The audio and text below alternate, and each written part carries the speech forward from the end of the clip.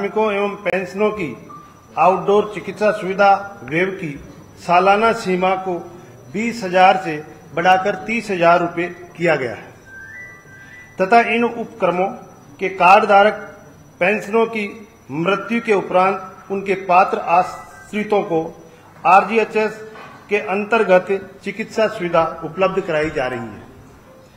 आज की कैबिनेट बैठक में हमने कर्मचारियों के हित में एक और महत्वपूर्ण निर्णय लेते हुए राज्य कर्मचारियों की ग्रेजुएटी एवं डेथ ग्रेजुएटी की अधिकतम सीमा 25 लाख से 20 लाख से बढ़ाकर 25 लाख रुपए कर दी है।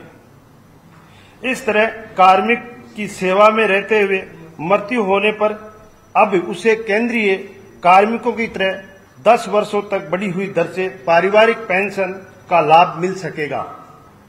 इन प्रावधानों के लिए राजस्थान सिविल सेवा पेंशन नियम 1996 के नियम 55 और 62 संशोधन की जारी अधिसूचना 1 अप्रैल 2024 से प्रभावी होगी। राजस्थान जिला न्यायालय सिविल लिपिक वर्गीय स्थापना नियम 1986 के नियम 14A एवं 20 के उपनियम 4 में अन्य सेवा नियमों के अनुरूप संशोधन को मंजूरी प्रदान की गई है। इन संशोधनों के पश्चात न्यायालयों के उन लिपिक वर्गीय कर्मियों को राहत मिलेगी जो 2 से अधिक संतान होने के कारण पदोन्नति से वंचित हो गए थे। राजस्थान अधीनस्थ न्यायालय चालक एवं चतुर्थ श्रेणी कर्मचारी सेवा नियम 2017 के नियम 18 के उपनियम 4 एवं नियम 30 में अन्य सेवा नियमों के अनुरूप संशोधन का अनुमोदन किया गया है। इन संशोधनों के पश्चात अधीनस्थ न्यायालयों के चालकों एवं चतुर्थ श्रेणी कर्मचारियों को राहत मिलेगी जो 1 जून 2002 को या उसके पश्चात 2 से अधिक संतान होने के कारण पदोन्नति से वंचित रह गए थे। राजस्थान में सरकार के प्रदेश के रेल परिवहन को मजबूत करने तथा मार्बल, ग्रेनाइट और माइनिंग जैसे उद्योगों को विकसित करने के लिए केंद्र सरकार के साथ मिलकर श्रीनाथ, मेवाड़ और मारवाड़ से जोड़ने वाली नई रेलवे लाइन के निर्माण में तेजी लाई जाएगी।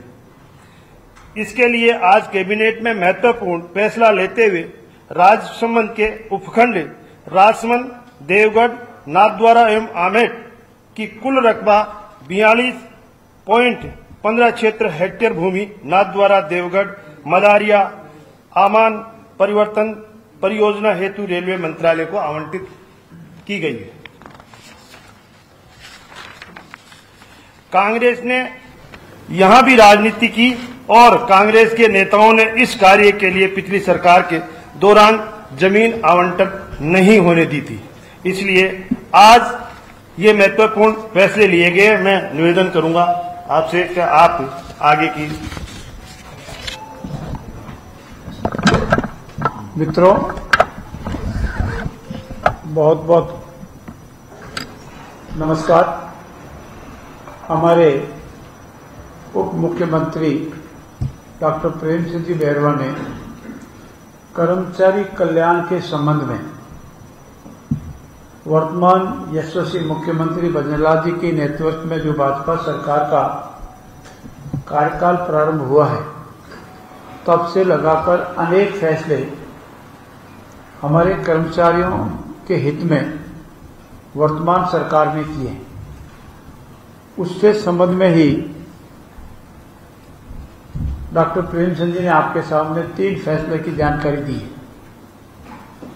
पहला फैसला यह है कि जो हमारे पेंशनधारी कर्मचारी है उनमें आउटडोर चिकित्सा सुविधा जो उनको मिलती थी उसमें उनकी लिमिट 20,000 थी और आज हमने उसको बढ़ा करके 30,000 तक की आउटडोर सुविधा जो उनको मिलती है 30,000 कर दी है। उसी का दूसरा पार्ट है कि कर्मचारी की डेथ के उपरांत ग्रेच्युटी या डेथ ग्रेच्युटी की एक लिमिट थी। वो जो लिमिट थी वो 20 लाख थी, उसको बढ़ा करके हमने 25 लाख कर दी। अब किसी कर्मचारी की डेथ पर उसको ग्रेच्युटी या डेथ ग्रेच्युटी जो मिलेगी वो 25 लाख मिलेगी 20 लाख के स्थान पर। और तीसरा आपको जानकारी दी है, जैसा कि केंद्र सरकार के कार्मिक जो है, कर्मचारी जो है, केंद्र सरकार के जो विभाग में काम करने वाले हमारे जो साथीगण हैं, उनकी तरह उनको 10 वर्षों तक डेथ के बाद में पारिवारिक पेंशन मिलती थी। वो सेम स्कीम हमने राजस्थान में लागू की है और हमारे राजस्थान सरकार के कर्मचारियों की डेथ के उपरांत फैमिली पेंशन जो मिलती है वो 10 वर्षों तक बढ़ी हुई मिलेगी। ये हमारे कर्मचारियों के हित में एक ऐतिहासिक फैसले वर्तमान सरकार ने लिए हैं। आज की कैबिनेट ने उसको अप्रूव किया है और इससे हमारे कर्मचारियों में एक जो बात बार बार आती थी केंद्र सरकार में इतना मिलता है, हमको कम मिलता है, हमने उसी तर्क पर आज ये फैसला किया, इसके अप्रूव किया है। दो विशेष तथ्य भी आपको हमारे डॉक्टर प्रेम सिंह जी ने बताए हैं कि लंबे समय से 2002 से हमारे जो जिला न्यायालय के कर्मचारी है उसमें 2 वर्ग है, एक हमारा लिपिक वर्ग है और एक हमारा चतुर्थ श्रेणी कर्मचारी और हमारे ड्राइवर कैडर के कर्मचारी है। उन दोनों वर्ग के कर्मचारियों को 2 से अधिक संतान होने पर प्रमोशन का लाभ नहीं मिलता था या और फायदे नहीं मिलते थे। अब हमने ये नियम किया है कि 2 से अधिक संतान होने पर भी उनको प्रमोशन या अन्य जो लाभ मिलते हैं वो लाभ मिलते रहेंगे। इसमें पूर्व का जो नियम था अब प्रमोशन में आड़े नहीं आएगा, संतान 2 या उससे अधिक कितनी भी हो जाएगी। ये 3 जो महत्वपूर्ण फैसले हैं वो कर्मचारियों के हित में, क्योंकि हमारी सरकार आम जन के साथ ही साथ कर्मचारियों की भी हितैषी है और कर्मचारी हमारे सरकार के अंग हैं। कर्मचारी हमारी सरकार की हर क्रियाकलाप में एक महत्वपूर्ण भूमिका निभाते हैं, इसलिए उनके हितों को ध्यान में रखते हुए ये निर्णय लिए गए। साथ ही साथ जैसा कि डॉक्टर साहब ने बताया, एक नाथद्वारा देवगढ़ मदारिया ये क्षेत्र हमारे लिए बहुत महत्वपूर्ण क्षेत्र है। भौगोलिक दृष्टि से भी बहुत महत्वपूर्ण है, प्राकृतिक दृष्टि से भी बहुत महत्वपूर्ण है और ज्योग्राफिकल की भी महत्वपूर्ण है। साथ ही साथ इस क्षेत्र में हमारे बहुत बड़े बड़े मंदिर और मठ आए, तो धार्मिक पर्यटकों के लिए भी बहुत महत्वपूर्ण क्षेत्र है और मैक्सिमम हमारे धार्मिक पर्यटक इस क्षेत्र में आते हैं। परंतु ये क्षेत्र रेल की वजह से थोड़ा वंचित था और रेल में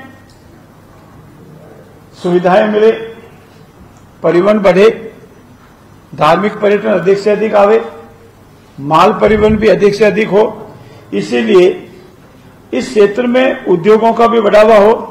इसीलिए रेल संबंध में जो हमारे रेलवे को जमीन आमान परिवर्तन के लिए जमीन की आवश्यकता थी और पूर्ववर्ती कांग्रेस सरकार ने जानबूझ करके इसको अटकाए रखा था। आज हमने उनको करीब 42 हेक्टेयर से अधिक भूमि रेलवे को इस आमान परिवर्तन के लिए, रेल वर्दी के लिए, रेल की लाइनें बिछाने के लिए जो भी उनकी योजना है उसके अनुसार उनको आवंटित करने का निर्णय लिया है और इससे रेलवे का नेटवर्क बढ़ेगा, आवागमन बढ़ेगा, रेल पटरियां लगेगी और धार्मिक स्थल बढ़ने के साथ ही साथ इस क्षेत्र में जो ग्रेनाइट है, जो एक्सपोर्ट के लिए सबसे महत्वपूर्ण क्षेत्र है हमारा नाथद्वारा इधर क्षेत्र, आप समझते हैं इसका वर्ल्ड वाइड इफेक्ट होता है और उससे हमारे उद्योगों को भी फायदा मिलेगा और पर्यटकों को भी फायदा मिलेगा और राजस्थान सरकार को भी फायदा मिलेगा और केंद्र सरकार का नेटवर्क बढ़ेगा। मित्रों, सौर ऊर्जा हमारे राजस्थान के लिए सबसे महत्वपूर्ण है। हम बार बार आपके सामने आते हैं तो बताते हैं कि हमारा लक्ष्य है कि सन 2025 तक हम हमारे काश्तकारों को दिन में बिजली उपलब्ध करावे कृषि के लिए। अभी हम दिन में बिजली पूर्ण तरह से काश्तकारों को उपलब्ध नहीं करा पा रहे हैं और कुछ व्यवधान हमारे घरेलू जो उपभोक्ता है उसमें कभी कभी हो जाता है। हमारा सबका एक लक्ष्य है कि हम सब मिलकर के बिजली का इतना अधिक उत्पादन करें कि हम बिजली उत्पादन में सरप्लस राज्य बन जावे, जितनी हमारी आवश्यकता उससे अधिक बिजली उत्पादित करें, जहां इसका संग्रह होता है वहां संग्रह करें, और आवश्यकता पड़ जावे तो विक्रय भी करें। इसलिए विभिन्न बिजली कंपनियों को सौर ऊर्जा के लिए जमीन आवंटन के अनेक विषय थे, वो हमने आज निर्णय लिए हैं और अलग अलग 400 मेगावाट के 1500 मेगावाट के बिजली उत्पादन की कंपनियों को हमने जमीन आवंटन के निर्णय लिए हैं। और कांग्रेस सरकार ने हमारी जो डिस्कॉम की तीनों कंपनियां हैं उसकी हालत पूर्ण रूप से पतली कर रखी थी, और हमने विधानसभा में और अन्यत्र हमारे मंत्री जी ने हमने आपको जानकारी भी दी कि करीब 90,000 करोड़ का घाटा पूर्ववर्ती कांग्रेस सरकार हमारे ऊपर डाल के गई थी, उसको भी हमको पूरा करना है। बिजली कंपनियों को आर्थिक हालत पुनः ठीक करनी है, लाभ की स्थिति में उनको लाना है। चाहे काश्तकार है, चाहे उद्योगपति है, चाहे घरेलू उपभोग करने वाला हमारा उपभोक्ता है, उन सबको भी बिजली के रूप में पूर्ण रूप से आत्मनिर्भर कर संतुष्ट करना है। घरेलू उपभोक्ता कभी 24 घंटे में बिजली नहीं जावे, ये हमारा संकल्प है और हमारे कोशिश करेंगे, हम धीरे धीरे कई संकल्प को पूरा करेंगे। हमारे काश्तकार को दिन में खेती के लिए बिजली उपलब्ध हो कोशिश करेंगे। हमारे जो उद्योगपति है उनको पर्याप्त मात्रा में आवश्यकता अनुसार बिजली मिले और बिना इंटरप्ट किए बिजली मिले, इस समय में प्रयास करेंगे। इसीलिए हमने आज सौर ऊर्जा कुसुम योजना जो है पंप जैसी योजना, इसका दायरा बढ़ाया है और इसका एक फेज और लाए हैं। साथ ही साथ हमने सौर ऊर्जा के लिए करीब 3000 मेगावाट हम बिजली उत्पादन कैसे कर सकें, इसके लिए हमने कार्य प्रारंभ किया है। और पुगल तहसील में जो हमारा बरजू गांव है, वह 50 हेक्टेयर भूमि हम हमारे सब स्टेशन के स्थापित करने के लिए ट्रांसमिशन लाइन, जैसा 765 का केवी का सब स्टेशन है, चाहे 400 केवी का स्टेशन है, 200 केवी की, इनकी जो ट्रांसमिशन लाइनें हैं वो लाइनें जावे, इसलिए हमने उसको अलॉटमेंट का निर्णय लिया है। इसके साथ ही साथ हमारा बिजली उत्पादन में लघु हो, सूक्ष्म हो, उद्योगों को कैसे मिले, इसके लिए भी हम स्थापना करने के साथ साथ शॉर्ट में आपसे निवेदन करूं, एसीबी रिन्यूएबल एनर्जी को हमने 400 मेगावाट का पावर प्लांट लगा रहा है। उसके लिए हमने उसको 80 हेक्टेयर के लगभग अधिक जमीन सिर्फ तहसील के हरावा में अलॉटमेंट करने का निर्णय लिया है। एक्सेल जेर की पावर लिमिटेड इसको ये 400 मेगावाट का पावर प्लांट लगाने जा रही है। इसके लिए भी हमने 49 हेक्टेयर भूमि जैसलमेर की तहसील फतेहगढ़ में रावड़ीचक गांव में अलॉटमेंट करने का निर्णय लिया है। और उसके साथ ही इसको एक और 151 हेक्टेयर भूमि दो जगह इनको जमीन अलॉटमेंट करने का निर्णय लिया है और दोनों मिला के एक ही कॉम्पैक्ट एरिया है। Adani renewable energy holding for limited को ये 1500 मेगावाट का हमारा पावर प्लांट लगाएंगे और इसको हमने दो अलग अलग एक ही कॉम्पैक्ट एरिया में, एक जगह 1852 और दूसरी जगह 1445 हेक्टेयर भूमि आवंटित करने का निर्णय लिया है। इसी तरह जैसलमेर के रामगढ़ में 700 मेगावाट क्षमता के सोलर प्रोजेक्ट की जो हमारा जेस रिन्यूएबल एनर्जी है उसको भी भूमि आवंटन का निर्णय लिया, जैसा मैंने गूगल की आपको जानकारी दी। ये इतने कंपनीज को हमने लैंड हमारे नियमों के अनुसार आवंटित करने का निर्णय लिया है, ताकि ये सारे 1500 के हो, 400 के हो, 750 को ये पावर प्रोजेक्ट लगेंगे, बिजली उत्पादन होगी, तो उससे हमारा राजस्थान धीरे धीरे बिजली उत्पादन में आत्मनिर्भर बनेगा। और साथ ही साथ आज की मंत्रिमंडल में हमने एमएसआई के मंत्रालय भारत सरकार द्वारा टेक्नोलॉजी सेंटर की स्थापना हेतु दहीमरी कला, आप जानते हैं अजमेर, दैमिकला अजमेर रोड पर है, उसको भी 12 हेक्टेयर भूमि निःशुल्क आवंटन करने का निर्णय लिया है, ताकि ये हमारा जो एमएसएमई उद्योग है, एमएसएमई का था लघु क्षेत्र के जो हमारे उद्योग है, उनकी लघु उद्योग क्षेत्र में टेक्नोलॉजी की कितनी आवश्यकता है, कहाँ उनको सीखना है, कहाँ उसको नॉलेज हासिल करना है, किस किस तरह के उद्योग आता है, उससे एक्सपोर्ट कैसे होता है, सारा नॉलेज सेंटर की तरह हमने यहाँ 12 हेक्टेयर भूमि इनको एमएसएमई को केंद्र सरकार को आवंटित की है और वहाँ अपना ये एक बहुत बड़ा टेक्नोलॉजी सेंटर स्थापित करेगी और एमएसएमई वाले उद्योग भाइयों को, उद्योगपतियों को जैसे भी नॉलेज की, टेक्नोलॉजी नॉलेज की और नॉलेज की, फाइनेंस नॉलेज की जरूरत होगी वो उनको उपलब्ध होगी। ये भी हमने निर्णय लिया है और एमएसएमई में जुड़ी उन्नत तकनीक का प्रशिक्षण भी इस सेंटर में मिलेगा। जो हमारे उद्योगपति है उनको कोई नया उद्योग लगाना है, प्रशिक्षण लेना है, फाइनेंस की जानकारी लेनी है, अनेक तरह की एनओसी जो होती है उसकी जानकारी लेनी है, तो वो सारे ट्रेनिंग भी यहाँ मिलेंगे। मित्रों, हम प्रयास कर रहे हैं राजस्थान बिजली उत्पादन में सर्वश्रेष्ठ और आत्मनिर्भर प्रदेश बने, इस लक्ष्य को लेकर हम चलें। हमारे कर्मचारियों का कल्याण हो, वो हमारे हर विभाग में अपनी पूरी सक्रियता दिखावे, सरकार के साथ चले, ये भी हमारा लक्ष्य है। हमारी आमजन को सभी सुविधाएं मिले, इसका भी प्रयास करते हैं। इसीलिए हम धन्यवाद करते हैं हमारे यशस्वी मुख्यमंत्री जी का कि वो इस बिजली उत्पादन में कर्मचारियों के हितों में, आमजन के हित में रात और दिन लगे हुए हैं। आपके सहयोग की भी अपेक्षा है। आप भी हमारे समाज के ही भाग है, हमारे देश के निवासी है। मुझे पूरा विश्वास है आप भी इसमें हमारा पूरा सहयोग करेंगे। आपका बहुत बहुत धन्यवाद। जय हिंद। एक चीज और आपके नॉलेज के लिए सब बताएंगे, आप जो पूछ रहे हैं वो भी जानकारी देंगे। हम लोग कुछ पूर्व की सरकारों से अलग करने का विचार रखते हैं। ट्रांसफर हर सरकार का अधिकार होता है, कर्मचारी का अधिकार भी होता है और नहीं भी होता है, इस तरह अलग तरह के विषय होते हैं। लेकिन हम ट्रांसफर करें तो पूर्ण रूप से पारदर्शिता हो, निष्पक्षता हो और कर्मचारी को लगे कि नहीं ठीक है, अब मुझे इतने समय के बाद मेरी ट्रांसफर हो जानी चाहिए या मेरा होना चाहिए या सरकार का हक है। तो ऐसी स्थिति में आज हमने दो विभागों ने सिर्फ एक प्रारंभिक भूमिका के रूप में, चाहे वो मेडिकल हेल्थ डिपार्टमेंट है और चाहे हमारा वो एजुकेशन डिपार्टमेंट है, उन्होंने सिर्फ एक ट्रांसफर पॉलिसी की रूपरेखा के रूप में हमारे सामने एक प्रेजेंटेशन दिया है कि हम ऐसी ट्रांसफर पॉलिसी लाना चाहते हैं। उसमें और गंभीरता से विचार होगा और उसमें सुझाव लिए जाएंगे। अनेक प्रदेशों से सुझाव लिए और लिए जाएंगे, उनकी क्या ट्रांसफर पॉलिसीज है और आने वाले समय में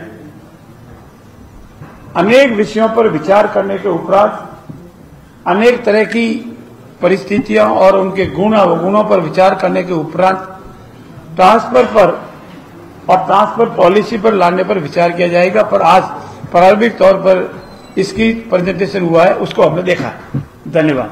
क्या राजस्थान के अंदर जो कर्मचारियों के पेंशन के लिए ओपीएस जारी रहेगी या यूपीएस? ये विषय शीघ्र ही आपके नॉलेज में लाया जाएगा।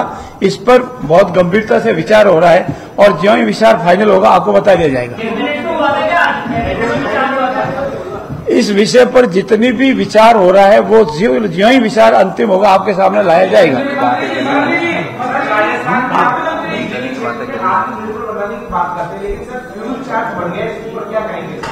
देखिए, फ्यूल चार्ज क्यों बढ़ा, कैसे बढ़ा, ये भी अपने आप में एक बहुत बड़ा विषय है। 90,000 करोड़ का घाटा पूर्ववर्ती सरकार देके गई है। हमको डिस्कॉम, तीनों ही डिस्कॉम को चलाना है, बहुत जरूरी होता है वहीं लगाते हैं, बाकी अनावश्यक नहीं। आपकी सरकार अच्छा काम कर रही है, धन्यवाद, इसके लिए आपको धन्यवाद। पूरा सवाल तो सुनिए सर। मेरा सवाल ये है कि सर वैचारिक मुद्दों पर आप कैसे कैसे पीछे हट रहे हैं कि ब्रज कोष के अंदर जो संत ने आत्महत्या की थी, आपकी सरकार है, अधिकारी आपको बताते ही नहीं है, वहां पर एफआईआर लगा रहे हैं। जब पूरी सोशल मीडिया पर 2 दिन चला जबरदस्त कर रही है। मैं आपकी बात का जवाब दूं। इन्वेस्टिगेशन एजेंसी जो होती है वो पुलिस की निर्भीक और निष्पक्ष होती है। एक मिनट सुन लीजिए, पूरा सुनिए फिर आप क्वेश्चन करेंगे। मुझे पता है मैं जवाब क्या देना। हो सकता है किसी पक्ष को वो पसंद आवे, किसी पक्ष को पसंद नहीं। हो सकता है वो निष्पक्ष और निर्भीक भी नहीं हो, हर परिस्थिति में होती है। जो विषय आपने बताया इसके ऊपर विचार हो रहा है और उस स्तर पर विचार हो रहा है, उसका निर्णय होगा तो आपको बताएंगे। हाँ बताओ। मैं पूछना चाह रहा था, आप जो 2027 में जो बिजली देने के साथ आप 25 लेके आ गए, 25 में और दूसरी बात है कि इसमें निजीकरण की तरफ ज्यादा जा रहे हो। अडानी को इतनी बड़ी जमीन देती जिससे देखिए, अडानी ग्रुप पहले से ही कांग्रेस सरकार के कार्यकाल से काम कर रहा है। जमीन नहीं देंगे तो बिजली उत्पादन कहाँ करेंगे? ये सौर ऊर्जा की बिजली है, इसमें किसी को प्राइवेटेशन का विषय नहीं है। बिजली उत्पादन करानी है तो कोई न कोई प्रोजेक्ट तो आएगा ही। बिना दी है बड़े निर्णय तो अडानी के पक्ष में गया है। बड़े निर्णय नहीं है, जो भी ऐसे पहले भी मैंने पिछली कॉन्फ्रेंस में आपको बताया था कि इनको जमीनें दी है और आपको और जमीनें भी देंगे। इसके मेरिट के आधार पर देते हैं, किसी का पक्ष और विपक्ष नहीं। कर्मचारी और ड्राइवर जिनको पदोन्नति का लाभ मिल पाएगा इस निर्णय से? हाँ, नहीं पाएगा। संख्या देखिए, संख्या निश्चित तौर पर भी नहीं बता सकते, लेकिन सिर्फ इस वजह से कि उनके 2 से अधिक संतान है, वो जो डिबार हो रहे वो रास्ता उनका खोल दिया। फाइनेंस मिनिस्टर ने कहा है, फाइनेंस मिनिस्टर ने स्टेटमेंट दिया है कि ये यूपीएस जो है वो स्टेट्स की मर्जी है, वो उसको लागू करें। मैंने आपसे अभी साथ ही मैंने आपसे निवेदन किया, गंभीरता से विचार हो रहे हैं, विचार के उपरांत जो भी निर्णय आएगा आपको बता दिया जाएगा। करने के लिए विचार हो रहा है या ड्रॉप करने के लिए? कुछ बातें हो रही है, वो शीघ्र ही बताई जाएगी। सारे कर्मचारियों को फायदा मिलेगा क्या रोजगार से अधिक? सारे कर्मचारियों को या कोर्ट्स की मांग? नहीं, अभी दो विभाग, बाकी अभी हो पे लिया गया ये 2 विभाग बचे हुए थे, जो हमारे हाईकोर्ट के अंदर के जो कर्मचारी आते हैं, जो जिला न्यायालय के बाबू है, उस कैटेगरी के जो कर्मचारी है, और ड्राइवर और चतुर्श्रेणी कर्मचारी है, उनके लिए नहीं था। उनके नियमों में हाईकोर्ट के आदेश का धन्यवाद राजीव राजस्थान पे कार्रवाई चली, शीघ्र आपको बताया जाएगा। बहुत बहुत धन्यवाद। हाँ, रेत बदल ये जो एक राज्य एक चुनाव वाला जो विषय चल रहा है राजस्थान में, उस पर भी कुछ चर्चा हुई? उस पर आज कोई चर्चा नहीं हुई, जिस दिन होगी आपको बताएंगे। धन्यवाद।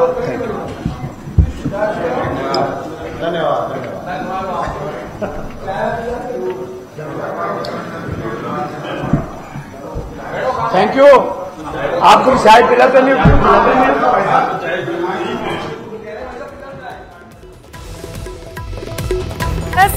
ब्रीफिंग की गई है सरकार की ओर से। कैबिनेट में कई अहम प्रस्तावों पर मोहर लगी है। राज्य कर्मचारियों की ग्रेच्युटी बढ़ाकर 25 लाख कर दी गई है। 20 लाख से ग्रेच्युटी बढ़ाकर 25 लाख करने की घोषणा की गई है। ट्रांसफर को लेकर मंत्री जोगाराम पटेल ने बड़ा बयान दिया। शिक्षा और चिकित्सा विभाग ने ट्रांसफर पॉलिसी का प्रारूप रखा है। इस प्रारूप के सभी पहलुओं पर विचार कर फैसला किया जाएगा। पेंशनधारियों को आउटडोर चिकित्सा सुविधा राशि में बढ़ोतरी देने की भी बात कही गई। तो वहीं ये बड़ी खबर आपको बता दें प्रेस ब्रीफिंग को लेकर, जहां पर आउटडोर चिकित्सा सुविधा राशि अब 30,000 प्रति माह की गई है। मृत्यु होने पर परिवार को 10% अतिरिक्त पेंशन दी जाएगी। जिला न्यायालय कर्मचारी वर्ग को भी बड़ी राहत मिलेगी। 2 से अधिक संतान होने पर भी कर्मचारियों को पदोन्नति मिलेगी।